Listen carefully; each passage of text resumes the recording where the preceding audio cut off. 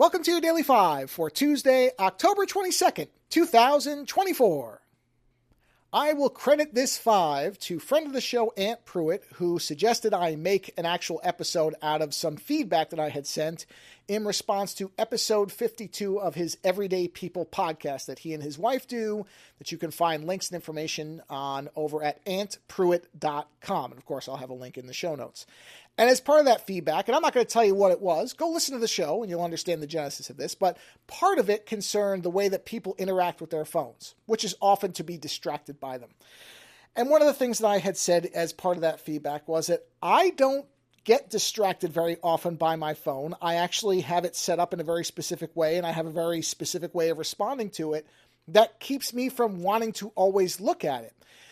I wonder if it's a byproduct of my age, which Ant and I are in a similar age bracket. So it may be that we remember being young and having lives where these distractions didn't exist, and that gives us a bit of a leg up.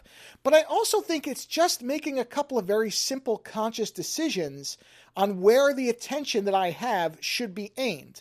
So this is not really any type of amazing advice that nobody else has given. I've kind of adopted a lot of these habits from what others have said, but I'll sum them up for you, which is that my phone only has a small pool of apps that are on it at any time that can allow any notifications. Most of the apps that are always on my phone do not have notifications. They are things that I have to initiate for them to do anything. Anything else, I will load it on my phone, use it, and immediately uninstall it, because at this point, installing apps on a phone is pretty simple and straightforward and often very, very quick. So there's really no reason for you to leave an app on that you're not using most of the time. And in fact, Android phones do it. I assume iPhone does as well. Will tell you, hey, you haven't used this app in a while. Should we remove it? My advice is say yes.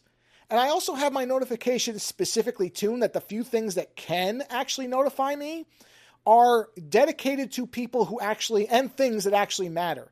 So I, unlike a lot of people, almost never have my phone silenced during the day. I know a lot of people say, I never take my phone off Do Not Disturb. And I think, why? What's the point then? Mine is always on, active, or it's not on Do Not Disturb except at night when we're sleeping, just so I don't wake my wife up. So I have a schedule that kicks in at night at a certain point and then turns itself off. But the rest of the time, my phone is on because I don't get a lot of notifications. I don't let most apps tell me anything. And I know, based on ringtones and text alert tones, who's texting me or calling me, and I know who's important and who isn't. And so anything else, any other noise I hear, notification, whatever, anything with that, and this was the phrase that Mr. Pruitt keyed in on, anything that's outside of that, the first question I ask myself is, can this wait? And 90% of the time, my answer to that in my head is, yes, this can wait. And that is doubly true if I'm at a restaurant with somebody, if I'm watching something with someone, even if I'm watching things myself. I am almost never picking up my phone during a movie or a TV series if I'm actually watching it. If it's something that I actually want to enjoy and be entertained by, why would I play around with my phone? Again, I think this may be a byproduct of how I grew up, where when I went to the movies and when I watched television, I was actually watching those things. I wasn't doing them as a secondary distraction to my primary distraction. And this isn't you kids these days, they all suck complaint thing, because I know that a lot of people are grappling with this idea that they feel like they can't get away from their phones and they have to have these digital detoxes and things like that. And hey, if you need that, then do it. But I'm saying, I don't think it has to be as complicated as we make it. Like many things in life, you allow in the things that you allow in, and you block the things that you block. You should apply that same philosophy to any of these outside technological devices. Just filter out the stuff you don't need, or just train yourself not to respond instantly. It's actually not that hard once you kind of figure out a way to do it. And one way, I assume on iPhone you can do this as well, but certainly on Android, you can set custom ringtones.